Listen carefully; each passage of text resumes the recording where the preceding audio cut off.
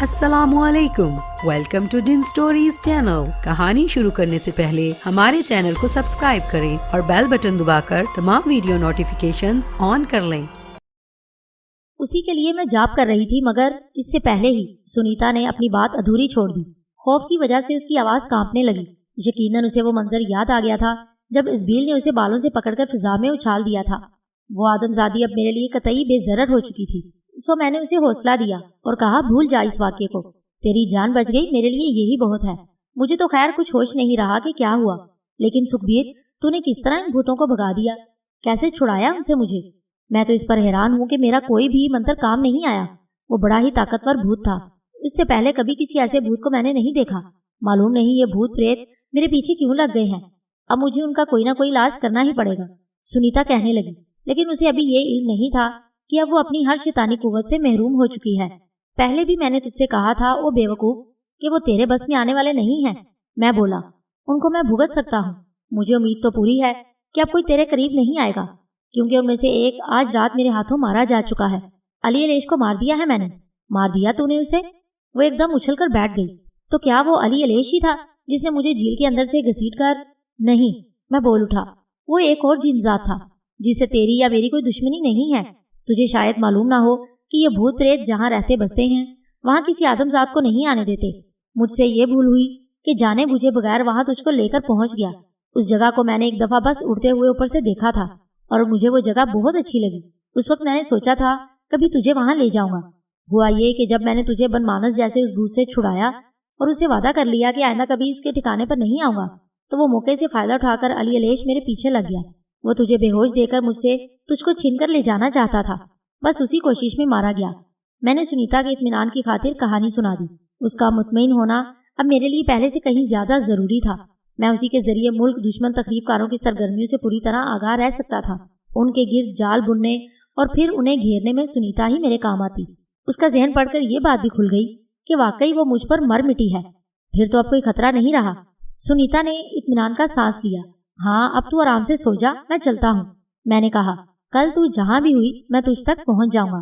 ان الفاظ کے ساتھ ہی میں اس کی نظروں سے اوجھل ہو گیا اور پھر اپنے ہوٹل کے کمرے میں آ گیا۔ سونے سے پہلے میں نے فیصلہ کر لیا تھا کہ مجھے اگلا قدم کیا اٹھانا ہے۔ دوسرے دن صبح ناشتہ کرتے ہی میں نے کراچی کا قصد کیا۔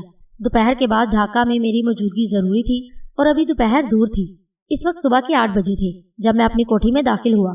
میں دانستہ اپنے ساتھ کوئی سامان لے کر نہیں گیا کیونکہ مجھے کراچی میں صرف چند گھنٹے گزارنے تھے۔ کوٹھی میں جو کمرہ میرے زیر استعمال تھا، حبیب نے اسے جوں کا توں رہنے دیا تھا۔ ہاں کمرے کی صفائی اور جھاڑ پونچھ روز کی جا رہی تھی۔ اس کا اندازہ مجھے کمرے کی حالت دیکھ کر ہو گیا۔ میں سیدھا اپنے کمرے میں ہی جا پہنچا جس کا دروازہ بھیڑا ہوا تھا۔ میں پہلے وہاں اس لیے آیا تھا کہ حبیب سے معلوم کر سکوں میری غیر موجودگی میں کوئی غیر معمولی بات تو نہیں ہوئی۔ ان لوگوں کی خیریت لینا بھی مقصود تھی جنہیں میں اپنی کوٹھی میں بسا گیا تھا۔ حبیب اس وقت تک کام پر نہیں گیا تھا۔ ابھی میں نے مقصود کا قالب اپنا کر کمرے سے نکلنے کے لیے دروازے کی طرف قدم اٹھائے ہی تھے کہ نفیس جہاں دروازہ کھول کر اندر آ گئی۔ اس کے ہاتھ میں جھاڑو تھی۔ مجھ پر نظر پڑتے ہی وہ حیران رہ گئی۔ وجہ ظاہر تھی کہ کسی نے مجھے اندر آتے نہیں دیکھا۔ پھر تو ذرا سی دیر میں سب گھر والوں کو خبر ہو گئی کہ میں آ گیا ہوں۔ اب ان سب کے ساتھ نشست گاہ میں آ بیٹھا۔ ظاہر ہے عدت کی وجہ سے بلقیس ان میں شامل نہیں تھی۔ کچھ خبر ہی نہیں ہوئی کہ سرکار کب آ گئی۔ حبیب نے اظہار حیرت کیا۔ اسی وقت بشیرن نے چائے کا کپ میرے سامنے رکھ دیا۔ ناشتے کو میں پہلے ہی منع کر چکا تھا۔ میں نے حبیب کی بات کے جواب میں مسکرا کر کہا ہم اسی طرح آتے اور اسی طرح چلے جاتے ہیں۔ کچھ دیر کو کراچی آنا ہوا تو سوچا تم لوگوں سے بھی مل لیں۔ بہت ہی اچھے وقت پر آئے ہیں سرکار۔ حبیب خوش ہو کر بولا بھائی صاحب سے بھی ملاقات ہو جائے گی، وہ آتے ہی ہوں گے۔ حضور کی نظر کرم کے طفیل۔ حبیب کچھ کہتے کہتے رک کر اپنی چھوٹی نوجوان بیٹی نفیس جہاں سے مخاطب ہوا۔ تم نے سرکار کے کمرے کی صفائی شاید ابھی نہیں کی؟ ہاں ابا بھول گئی تھی خوشی میں، ابھی جاتی ہوں، نفیس نے کہا اور اٹھ کر چلی گئی۔ میں سمجھ گیا کہ کوئی بات ایسی ہے جو حبیب اپنی بیٹی کے سامنے کرنا نہیں چاہتا۔ ہوا یہ سرکار کہ کل بھائی صاحب مارکیٹ میں مل گئے۔ حبیب کہنے لگا آپ تو جانتے ہیں خون تو پھر خون ہوتا ہے۔ انہوں نے مجھے گلے سے لگا لیا، بہت خوش ہوئے اس پر کہ میری اپنی دکان ہو گئی ہے۔ سالے کو دکان پر بٹھا کر جب میں انہیں یہاں لایا تو حیران رہ گئے۔ پوچھنے پر میں نے بتا دیا کہ یہ سب میرے سرکار کی دین ہے۔ بس اسی وقت انہوں نے میرے بھتیجے شہزاد کے لیے نفیس جہاں کا رشتہ مانگ لیا۔ سال بھر سے زیادہ ہو گیا تھا ان سے انبن ہوئے، غصے کے وہ ذرا سے تیز ہیں۔ میری ذرا سی بات انہیں بری لگ گئی تھی۔ میں بھی سرکار کیا کرتا کہ ان دنوں میرا ہاتھ بہت تنگ تھا۔ انہیں کسی ضروری کام کے لیے 200 روپے کی ضرورت تھی، میں بندوبست نہ کر سکا۔ उसी पर वो नाराज हो गए और बोले, हबीब, अब मैं तेरे घर में कभी कदम नहीं रखूंगा। मैंने लाख मिन्नत समाजत की मगर वो फिर मेरे घर नहीं आए। सारा किस्सा सुनकर मैंने अंदाजा लगा लिया कि हबीब का बड़ा भाई लालची आदमी है। नफीस जहां का रिश्ता भी उसने हबीब के पास माल देखकर किया है। तुम्हारा भतीजा क्या काम करता है? मैंने पूछा। बोरा पीर पर निकल पॉलिश के कारखाने में काम करता है, हबीब ने बताया। भाई साहब आराम बाग में रहते हैं। वहीं एक पुरानी बिल्डिंग की छत पर उन्होंने झुग्गी डाल रखी है। कभी उनसे ये कहने की मेरी हिम्मत नहीं हुई कि कोई दुकान किराए पर ले लें। कानपुर में तो हम सब एक साथ ही घर में रहते थे, मगर उनका काम अलग था। ये जिक्र छोड़ो कि वहाँ तुम्हारा भाई क्या काम करता था। मुझे तो ये बताओ इस वक्त कि वो किस लिए आ रहा है? मैं बोला, बात पक्की करने के लिए। वो नफीस के हाथ पर कुछ रखना चाहते हैं। कह रहे हैं कि तुम्हारी भाभी को भी साथ लाऊंगा। हबीब ने जवाब दिया। फिर बोला, सरकार, मुझे तो इस वक्त दोहरी खुशी मिली है। एक तरफ तो भाई साहब की नाराजगी दूर हो गई, दूसरे नफीस के फर्ज से सुबकदोश होने का मौका मिल गया। मैंने सोचा, हबीब का भाई लालची है तो हुआ करे, मुझे क्या, ये इन दोनों भाइयों का मामला है। मुझे बस ये ख्याल जरूर आया कि हबीब सीधा आदमी है, कहीं उसका भाई कर्ज के बहाने कोई बड़ी रकम उससे ना हथिया ले। यही सोचकर मैंने हबीब को ताकीद की, तुम पहले अपना काम धंधा जमाने की कोशिश करना हबीब। अगर तुम्हारा भाई तुमसे कर्ज मांगे तो साफ इनकार कर देना। भाई बंदी का ये मतलब नहीं कि अच्छे दिनों में तो साथ दिया जाए, मेल मिलाप रखा जाए और बुरे वक्त में मुंह फेर लिया जाए। उन्होंने अभी कोई ऐसी बात तो नहीं की, लेकिन हजूर का हुक्म है तो मैं ख्याल रखूंगा। कह दूंगा कि अभी तो खुद मुझे पैसे की जरूरत है। ये अच्छी बात है कि तुम दोनों भाइयों के दरमियान नाराजगी खत्म हो गई, लेकिन दरमियान में रुपए पैसे की बात ना आए तो अच्छा है। वैसे भी तुम्हारे हालात देखते हुए उसे अच्छा जहेज मिलने की उम्मीद होगी। साल भर से तुम दोनों का मिलना जुलना बंद था, इसलिए अपने भतीजे के बारे में भी मालूम कर लेना। रिश्ता तय करने में जल्दबाजी की जरूरत नहीं। उसी वक्त हबीब की बीवी बशीरन बोल उठी, मैं बताती हूँ सरकार कि बल्कीस के अब्बा अपने भाई के सामने आंख उठाकर बात नहीं करते। वो जो भी कह देते हैं वो खामोशी से सुन लेते हैं। उनके सामने कुछ कहने की हिम्मत ये कहाँ से लाएंगी? ठीक है, बड़े भाई की इज्जत करनी चाहिए, लेकिन इज्जत करने और बेजा दबने में बड़ा फर्क है। अभी वक्त है मेरे पास, मैं खुद बात कर लूंगा। इस वक्त मेरा आना बेहतर ही हुआ। कब तक आने का कहा था तुम्हारे भाई ने? मैंने हबीब से मालूम किया। कह रहे थे कि ज्यादा से ज्यादा 8:30 बजे तक आ जाऊंगा, बस आते ही होंगे। फिर हबीब के बड़े भाई हसीब के आने में ज्यादा देर नहीं लगी। उसकी बीवी बशीरन के साथ अंदर चली गई। मुझसे तारीफ हुआ तो लपक कर उसने मेरे हाथों को बोसा देना चाहा।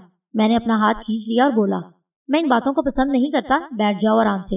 हजूर का नाम ही सुना था, किस्मत अच्छी थी कि दीदार भी हो गया। उसके लहजे में चापलूसी थी। सूरत से वो मुझे अय्यार मालूम हुआ। अपनी बात जारी रखते हुए वो मजीद बोला, हबीब ने तो मुझे बताया था कि सरकार की वापसी, हाँ, हमें एक जरूरी काम से कराची आना पड़ गया। मैंने उसकी बात काट कर कहा। अब मेरी तवज्जो उसके जहन पर थी। सरकार, आपको तो हबीब ने बता ही दिया होगा कि मैं इस वक्त किस लिए आया हूँ। घर की बेटी घर ही में रहे तो इससे अच्छी और बात क्या है। सुबह का वक्त इसलिए रखा कि हबीब ने जो नई दुकान खरीदी है, इस सिलसिले में उसे रात को वापसी में देर हो जाती है। हसीब ने गोया जल्दबाजी की वजाहत कर दी, और इसलिए भी कि बात पक्की हो जाए। हबीब को ये पता ही ना चले कि तुम अपने बेटे की मंगनी कर चुके हो। मैंने उसे चुपती हुई नजरों से देखा। अरे सरकार, मंगनी का क्या है? भाई की खातिर तोड़ दूंगा। वो चौंक कर बोला, मंगनी ही तो की है, शादी तो नहीं की। और कल रात अपने बेटे से तुम्हारा किस बात पर झगड़ा हुआ था? मेरे इस सवाल पर वो बुखला सा गया और बगले झांकने लगा। बताओ ना हबीब को। मैंने उसे फिर मुखातिब किया। तुम्हारा बेटा माँ के संदूक का ताला तोड़कर पैसे निकाल ले गया और जुए में हार दिए, उसी पर झगड़ा हुआ था ना? वो सरकार, आपको तो खबर है आजकल जमाना कितना खराब है। हसीब ने आखिर जुबान खोल ही दी, फिर सफाई पेश करने लगा। बुरी सोहबत में पड़कर शहजाद को जुआ खेलने की लत पड़ गई थी, लेकिन अब उसने तौबा कर ली है और वादा कर लिया है कि आज से काम पर जाएगा। झूठ बोल रहे हो तुम। उसने तुमसे ऐसा कोई वादा नहीं किया। हाँ, जब तुमने उसे शादी का लालच दिया और बताया कि हबीब अचानक मालदार हो गया है तो वो फौरन राजी हो गया। तुमसे कहा था ना उसने कि फिर तो ऐश ही ऐश होंगे, जैसा बाप वैसा बेटा। तुम्हें भी तो रेस खेलने का शौक है और ये बात तुम्हारे बेटे को भी मालूम है, फिर वो तुमसे क्यों दबे? मैंने हसीब और उसके बेटे का सारा किच्चा चिट्ठा खोल दिया। हबीब और उसमें जमीन आसमान का फर्क था। आप मेरी तौहीन कर रहे हैं। हसीब ने चोला बदला। फिर वो हबीब की तरफ पलटकर कहने लगा, जरा सी बात का ये फसाना बना रहे हैं। अगर ये तुम्हारे मोहसिन ना होते तो क्या कर लेते तुम? मैं खामोश न रह सका। खामखा आप बनी बनाई बात को बिगाड़ रहे हैं। आपके पास अगर इल्म है तो मैंने भी इतनी उम्र यूं नहीं गुजारी। मैं भी काट करना जानता हूँ। मुझे इस बेवकूफ़ आदमजात की बात पर हंसी आ गई और उससे कहा, मेरे इल्म को अपने इल्म के जोर से काट दोगे तुम, यही कहना चाहते हो? जी हाँ। उसने अपने गोल गोल दीदे घुमाकर मुझे यूं देखा जैसे किसी को रोब में लेते हैं। हबीब की हालत काबिले दीद थी। ایک طرف اس کا بڑا بھائی، دوسری طرف میں۔ حسیب کو کچھ آتا جاتا نہیں تھا، محض خفت مٹانے کے لیے بڑھ ہانک رہا تھا۔ اسی خیال سے میں بولا، تم سے جو ہو سکے میرے خلاف کر لینا، لیکن یہ بات اچھی طرح اپنے دماغ میں بٹھا لو کہ تمہارے جواری بیٹے سے نفیس جہاں کا رشتہ نہیں ہو سکتا۔ اسی کے ساتھ یہ بھی سمجھ لو کہ تمہیں حبیب سے ایک پھوٹی کوڑی نہیں ملے گی۔ دیکھ رہے ہو تم حبیب، تمہارے سامنے بڑے بھائی کی بے عزتی ہو رہی ہے اور تم خاموش بیٹھے ہو۔ کیا ہو گیا ہے تمہاری غیرت کو؟ میں بھائی صاحب، کیا؟ حبیب ہکلا کے رہ گیا۔ اسی وقت اندر سے بشیرن آئی اور اس نے اپنے شوہر سے کہا، بھابھی ایک رومال اور 11 روپے نفیس جہاں کے ہاتھ پر رکھنے کو کہہ رہی ہیں، ان سے کیا کہوں؟ حبیب نے مظلوم سی نظروں سے میری طرف دیکھا تو میں پرسکون آواز میں بولا، منع کر دو ان کو، اب ہمارے گھر کے رشتے بھی غیروں کی مرضی سے ہوں گے۔ ٹھیک ہے بھائی، ٹھیک ہے۔ یہ کہتے ہوئے حسیب اٹھ کھڑا ہوا اور زور سے اپنی بیوی کو آواز دی۔ وہ یقیناً سمجھ چکا تھا کہ دال نہیں گلے گی۔ تمہیں تمہاری دولت مبارک ہو حبیب، اللہ نے چاہا تو اب یہاں کبھی تھوکنے بھی نہیں آؤں گا۔ چائے تو پی لیتے بھائی صاحب۔ بشیرن بولی، کمی نہیں میرے گھر میں کھانے پینے کی، اللہ نے بہت کچھ دے رکھا ہے مجھے۔ حسیب نے منہ بنا کر کہا۔ اسی اثنا میں حسیب کی بیوی برقع پہنے وہاں آ گئی۔ چلو، حبیب کی عقل پر تو پردہ پڑ گیا ہے۔ دو جوان بیٹیاں گھر میں ہیں اور ایک غیر مرد کو گھسا رکھا ہے۔ اب میں سمجھ گیا اچھی طرح کہ یہ کیا چکر ہے، رشتے سے کس لیے انکار کیا گیا ہے۔ مخاطب تو وہ اپنی بیوی سے تھا، مگر الزام مجھ پر لگا رہا تھا۔ مجھے اس کی کمینگی پر غصہ آ گیا اور بولا، بے غیرت، حبیب نہیں تو ہے جو اپنی بھتیجیوں پر تہمت لگا رہا ہے۔ دیکھو، میرے منہ نہ لگنا، میں بہت خراب آدمی ہوں۔ وہ مجھ پر سیدھا ہو گیا اور آستینیں چڑھا لی۔ ارے بھائی صاحب، یہ کیا کر رہے ہیں آپ؟ حبیب گھبرا کر میرے اور بھائی کے درمیان آ گیا۔ تو ہٹ جا سامنے سے، میں بھی دیکھتا ہوں یہ کتنا بڑا عالم کا بچہ ہے۔ حسیب اور بھی شیر ہو گیا۔ مجبوراً اسے میں نے شیر سے بکری بنا ہی دیا۔ اس نے میرے پیر پکڑ لیے اور معافی مانگنے لگا۔ اتنی ہی سزا اس کے لیے کافی تھی۔ کھڑا ہو جا اور چلتا بن جا یہاں سے، معاف کیا میں نے تجھے۔ میں بولا، اگر تو حبیب کا بڑا بھائی نہ ہوتا تو اس طرح نہ چھوڑ دیتا۔ میرے حکم پر حسیب کھڑا ہوا اور پھر سر جھکائے اپنی بیوی کے ساتھ چل دیا۔ حبیب اور بشیرن دونوں ہی میرے اشارے پر اٹھے اور انہیں دروازے تک چھوڑا۔ دونوں میاں بیوی واپس آئے تو میں نے ان سے کہا، اللہ جو کرتا ہے بہتر ہی کرتا ہے۔ ہمارا یہاں آنا کارآمد ہی ثابت ہوا، ورنہ بلکیس جہاں کی طرح نفیس جہاں کی قسمت بھی پھوٹ جاتی۔ پھر میں نے اپنی غیر موجودگی میں آنے والوں کے متعلق حبیب سے پوچھا۔ لوگ تو روز ہی آتے ہیں سرکار، حبیب نے جواب دیا۔ میں تو دکان پر ہوتا ہوں، یہی کہہ دیتی ہیں کہ آپ جلد تشریف لائیں گی۔ اس نے اپنی بیوی کی طرف اشارہ کیا۔ اور کوئی خاص بات؟ میں نے دریافت کیا۔ جی نہیں حضور، میں تو اللہ کا شکر ادا کر رہا ہوں کہ آپ تشریف لے آئے، ورنہ تو جانے کیا ہوتا۔ بھائی صاحب نے آپ سے جو گستاخی کی اس کے لیے میں بھی اب یہ قصہ چھوڑ دوں۔ میں اس کی بات کاٹ کر بولا، 9 بجنے والے ہیں، تم دکان پر جاؤ اور ہم بھی چلتے ہیں، انشاءاللہ پھر ملاقات ہوگی۔ میں اٹھ کھڑا ہوا۔ ان لوگوں سے رخصت ہو کر میں سیدھا قمر احمد کے دفتر پہنچا۔ وہ مجھے دیکھ کر حیرت زدہ رہ گیا۔ حضور کب تشریف لائے آپ ڈھاکہ سے؟ آج ہی صبح، دوپہر تک واپس بھی جانا ہے۔ تمہیں یاد ہوگا قمر احمد کہ ہم نے تم سے محکمہ خوراک والوں کے بارے میں کچھ کہا تھا۔ جی ہاں حضور، آپ نے فرمایا تھا کہ انہی کی ملی بھگت سے ملک دشمنوں نے فائدہ اٹھایا ہوگا۔ میں نے اس سلسلے میں احکام جاری کر دیے ہیں کہ اب اس کی ضرورت نہیں رہی۔ میں بول اٹھا، اب ان سب کا سراغ مل گیا ہے، لیکن اس ضمن میں اعلیٰ سطح پر کارروائی کی ضرورت ہے۔ اس کی وجہ یہ ہے کہ محکمہ خوراک کے کچھ بڑے افسران بھی اس میں ملوث ہیں۔ ان کے ساتھ ہی بہت سے ذخیرہ اندوزوں کے خلاف بھی سخت اقدامات کی ضرورت پڑے گی۔ سرکاری حلقوں سے ان لوگوں کے گہرے مراسم ہیں۔ یہ آپریشن ایک ساتھ پورے ملک میں ہونا چاہیے۔ اس کے لیے تمام ثبوت و شواہد ہم فراہم کریں گے۔ ملک بھر میں جرائم پیشہ افراد کی بڑی تعداد کو بھی حراست میں لینا ہوگا۔ بازار سے اشیاء صرف غائب کرانے میں انہی جرائم پیشہ افراد سے کام لیا گیا ہے۔ سنیتا نے ملک کے اس حصے میں اس طرح جال بچھایا تھا اور اس کے لیے جو ہتھ کنڈے استعمال کیے گئے تھے، مجھے ان کا علم ہو چکا تھا۔ اس کا ذہن پڑھ کر میں نے سب کچھ معلوم کر لیا تھا، ہر چند کہ اب غیر ملکی تقریب کاروں کے عزائم بدل چکے تھے۔ پھر بھی میں نے پہلے اس جال کو توڑنا ضروری سمجھا، بساط بچھی ہی کیوں رہے کہ دوبارہ اس پر بازی جمائی جا سکے۔ یہی سوچ کر میں فوری طور پر ڈھاکہ سے کراچی آیا تھا۔ وہ فہرست کئی صفحات پر مشتمل تھی اور اس کے کئی حصے تھے جو میں نے قمر احمد سے بنوائی۔ فہرست کے پہلے حصے میں محکمہ خوراک اور زراعت کے بڑے افسران کے نام درج تھے۔ اسی کے ساتھ وہ ثبوت و شواہد بھی لکھے گئے جن کی تردید ممکن نہ ہو۔ دوسرا حصہ ذخیرہ اندوزوں پر مشتمل تھا جنہوں نے گیہوں، چاول، چینی اور گھی کا سٹاک کیا ہوا تھا۔ ان میں بڑے زمینداروں اور کاروباری لوگوں کے نام شامل تھے۔ فہرست کا تیسرا حصہ جرائم پیشہ افراد سے متعلق تھا۔ جب یہ کام مکمل ہو گیا تو میں نے قمر احمد کو اپنے ساتھ چلنے کو کہا۔ وزارت داخلہ کا سیکرٹری حفیظ الرحمان فاروقی وزیر داخلہ سے ملنے گیا تھا، اس لیے ہمیں تقریباً آدھے گھنٹے اس کا انتظار کرنا پڑا۔ وہ مجھ سے پہلے ہی کی طرح عزت و احترام اور نہایت عقیدت کے ساتھ ملا۔ پھر جب اسے حقیقت کا علم ہوا کہ میری اچانک آمد کا مقصد کیا ہے تو اس کا چہرہ کھل اٹھا۔ میرے اشارے پر قمر احمد نے فہرست اس کے سامنے رکھ دی۔ فہرست پڑھنے کے بعد وہ پرجوش آواز میں بولا، یہ تو کمال ہو گیا سرکار، اور اس کمال کے ساتھ تمہیں یہ کمال دکھانا ہے کہ کسی کو ہوا نہ لگے۔ کیا ہونے والا ہے؟ میں نے کہا، حضور مطمئن رہیں، اس ضمن میں پوری رازداری برتی جائے گی۔ حفیظ الرحمان فاروقی نے مجھے یقین دلایا۔ فہرست کا پہلا حصہ پڑھتے وقت حفیظ الرحمان فاروقی کو میں نے ایک نام پر چونکتے ہوئے دیکھا تھا اور مجھے اس کی وجہ بھی معلوم ہو گئی۔ رازداری کے علاوہ ایک بات کا اور خیال رکھنا کہ کسی کے ساتھ کوئی رعایت نہیں ہونی چاہیے، خواہ تمہارا دوست ریاض الحق ہی کیوں نہ ہو۔ ریاض الحق محکمہ خوراک کا ایک بڑا افسر تھا اور اس سے حفیظ الرحمان فاروقی کی دوستی تھی۔ جی ہاں، جی حضور، بالکل۔ حفیظ الرحمان فاروقی اس طرح بولا جیسے اس کی چوری پکڑی گئی ہو۔ وہ دراصل یہی سوچ رہا تھا کہ اپنے دوست کو کس طرح بچائے۔ میری توجہ اسی کے ذہن پر مرکوز تھی۔ تم اگر چاہو بھی تو ریاض الحق بچ نہیں سکتا کیونکہ وہ ہماری نظر میں آ چکا ہے۔ میں بول اٹھا۔ حفیظ الرحمان فاروقی سوچنے لگا، مجھے کیا پڑی ہے اسے بچانے کی؟ جیسا کیا ہے بھگتے گا۔ مقصود میاں سے کوئی بات نہیں چھپائی جا سکتی۔ میں بھی خام خواہ ریاض سے دوستی کے سبب اس چکر میں نہ پھنس جاؤں۔ اب تم صحیح خطوط پر سوچ رہے ہو، ایسے معاملات سے بچ کر ہی رہنا چاہیے۔ میری بات سن کر حفیظ الرحمان فاروقی تقریباً اچھل پڑا اور پھر اس کے چہرے سے خوف جھلکنے لگا۔ ڈرنے کی ضرورت نہیں، کسی سے دوستی کوئی جرم نہیں، ہم جانتے ہیں تمہارا دامن صاف ہے اور ہمارے لیے یہی کافی ہے۔ یہ کہہ کر میں اٹھا اور قمر احمد کو بھی اٹھنے کا اشارہ کیا۔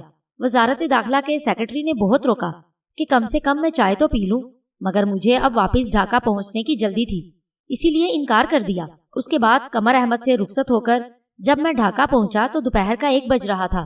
حکومت کے خلاف احتجاجی مظاہرہ ہونے میں اب زیادہ دیر نہیں تھی۔ میں اسی لیے کھانا کھاتے ہی اپنے ہوٹل سے روانہ ہو گیا۔ میں نے اب انسانی قالب چھوڑ دیا تھا۔